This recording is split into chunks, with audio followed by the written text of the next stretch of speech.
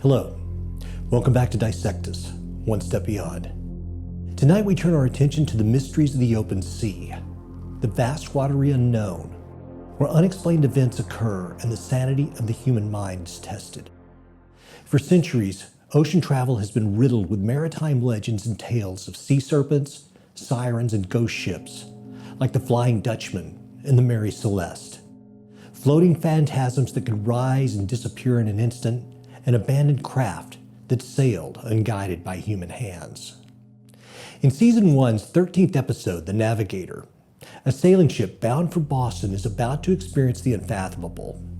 A young first mate navigator, Walter Blake, is compiling a written report about the ship's aging and possibly incompetent captain when he finds that the ship's course has been suddenly changed. Is this sabotage, an old man's trick, or the mistake of a feeble captain no longer fit to lead? The seasoned mariner, Captain Robert Ellenstein, is aware of his first mate's watchful eye, but knows that the young man's brash ambition is no match for the baffling ways of the sea, a hard lesson that veteran sailors come to know and respect or suffer the consequences. In the early 1920s, off the east coast of the United States, a similar tension between a ship's captain and his first mate may have led to the disappearance of all on board. The Carroll A. Deering ran aground off North Carolina in January 1921. The ship was returning to Norfolk, Virginia, after delivering a cargo of coal to Rio de Janeiro. Its captain, Willis B. Wormwell, was a replacement for the original captain who had suddenly taken ill.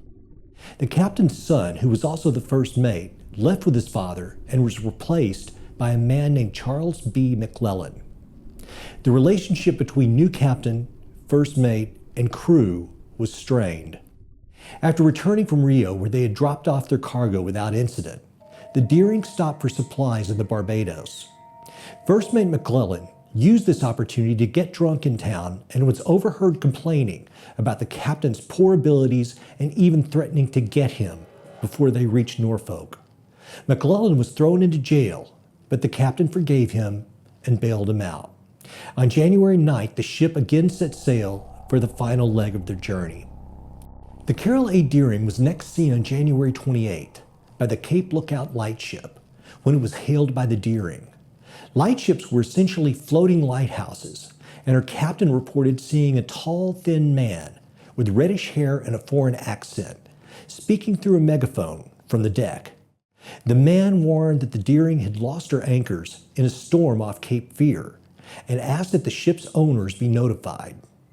The Deering's crew was observed to be acting out of protocol, as if without supervision. The following day, another vessel saw the Deering sailing towards dangerous Diamond Shoals. On the morning of January 31st, the Deering was seen hard aground the shoals offshore from Cape Hatteras, North Carolina. Rescue ships would not be able to board for 5 more days because of the bad weather. When they did, the hopeful rescuers were shocked to find an abandoned ship with damaged steering and navigation equipment, a missing ship's log, and both lifeboats gone. The captain's cabin showed signs of occupation by multiple people, and food was found that looked as if it had been forgotten during preparation. Ominously, the captain's personal map was found and showed a change of handwriting a week before it ran aground. Whoever was last navigating the Deering had taken an illogical route, then increased sailing time, and eventually found the ship stranded on the shoals. In our episode, it's determined that neither Captain Ellenstein or First Mate Blank are responsible for the course change. Instead, they discover a mysterious stowaway below deck whose sopping wet appearance and unresponsive demeanor may hold the answer. Above deck, the crew soon hears the cries of stranded sailors in the foggy distance and decide to investigate. Before the electronic era, navigating vast expanses of open water from horizon to horizon was a product of trial and error. With only the stars, a sextant, and a method called dead reckoning to guide them, life on the high seas was a dangerous existence. Until a ship was docked safely in port, her return and the lives of her crew were never certain. 5 departments of the U.S. government would eventually investigate the disappearance of the crew of the Deering, but no bodies, lifeboats, or solid evidence was ever found. The most common explanation was a mutiny, possibly led by McClellan. But if so, why risk the discovery of their criminal, even murderous activities by hailing the lightship?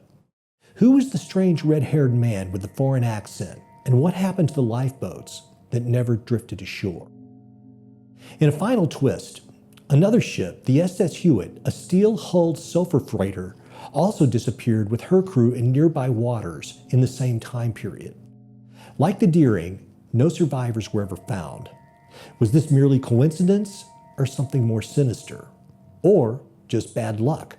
The area was, after all, nicknamed the Graveyard of the Atlantic. One Step Beyond's The Navigator was first aired on April 14, 1952, exactly 47 years to the day after the great Titanic struck an iceberg and sunk into the North Atlantic. Even today, dozens of ships sink or go missing every year. Most have logical explanations, but at least one a year on average disappears without a trace, taking human lives with them into oblivion. To find out the fate of our crew in The Navigator, you'll have to watch the episode. Follow the link above or after the credits and leave us your thoughts in the comments below. Until next time, thank you for watching Dissectus. I'm Micheal Parker. Good night.